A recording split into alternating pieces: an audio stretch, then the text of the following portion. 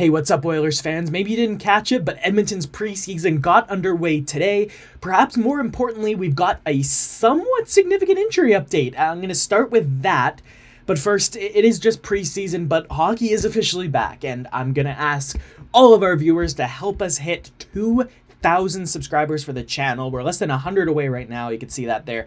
We're so close to hitting our goal, so hit that subscribe button if you like what you've seen. For this new season, we're going to have plenty of coverage of the Oilers, starting with this right now, as Evander Kane is not expected to return until January or February after undergoing reportedly successful surgery to repair both adductors, 2 hernias, and 2 abdominal tears on Friday. While neither Kane nor Stan Bowman confirmed the timeline, Sportsnet Elliot Friedman reported today on his podcast, that's Sunday, that Kane would not be back until early 2025. While many, including Sportsnet's Mark Spector, have very subtly referenced Edmonton now have an ability to utilize LTIR on Kane's cap hit, but Stan Bowman dismissed the idea for now, saying, quote, "We don't need to use long-term injury right now. We have the salary cap room. If we run into a number of injuries that are shorter term in nature, then we need to bring bodies up. We can have the flexibility to put Kane on a long-term injury, but part of the reason we made the moves we did over the summer was so that we would not be required to start the season on LTIR." In my opinion, an Evander Kane recovery is the most important thing here and should be regarded as such.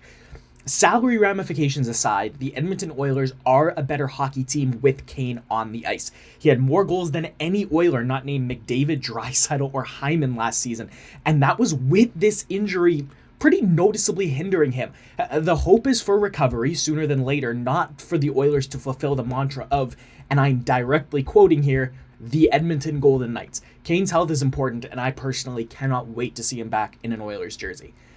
Moving on, Edmonton opened up their preseason schedule on home ice on Sunday against the Winnipeg Jets, with both teams playing predictable lineups for the preseason opener, and that, of course, being mostly prospects or AHL pieces.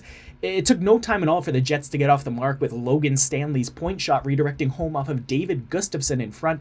The Oilers, though, didn't stay behind for very long, and it was their 2024 first-round pick Sam O'Reilly to find the tying goal, taking a long stretch pass up the gut and sliding a clever finish past Eric Comrie to level the score up at 1. Not long after the O'Reilly goal, Drake Caggiula was denied by Comrie with a great glove stop, and Edmonton came close again through Caggiula not long after, which was again stopped by Comrie. The Jets also had their share of chances, mostly coming late in the first period, but they couldn't beat Olivier Rodrigue. Edmonton started the second period putting on some serious pressure, with Comrie making a number of good saves, noticeably this great one off of Matthew Savoie for Edmonton. New Oiler Vasily Podkolzin was bringing energy throughout the game, and he had this chance that was denied by Comrie. Neither him nor Mike Hoffman could extend the Oiler lead to 2-1, but Raphael Lavoie finally would on the power play in the third period, wiring just a rocket of a one-timer over Comrie's glove to make it 2-1 Edmonton. Winnipeg wasted no time right off the next face-off, though, and Dominic Toninato beat Colin Delia from the top of the slot to tie things up at 1.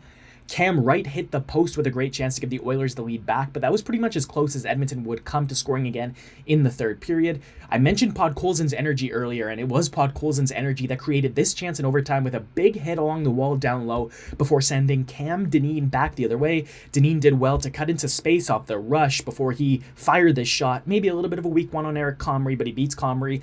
So Edmonton get the win in the first preseason game, and even though it was far from either team's NHL rosters, getting strong performances out of guys like Savoie and Lavoie and Podkolzin is a really good thing, with the hope that obviously these guys could all stamp their marks on the pro team this year if there are more injuries to happen to the NHL club.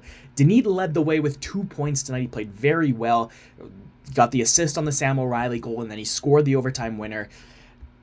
Edmonton and Calgary will go split squad tomorrow. Both teams will start at 7 o'clock local if you want to catch those. That's going to be all for today, though. Thanks for watching.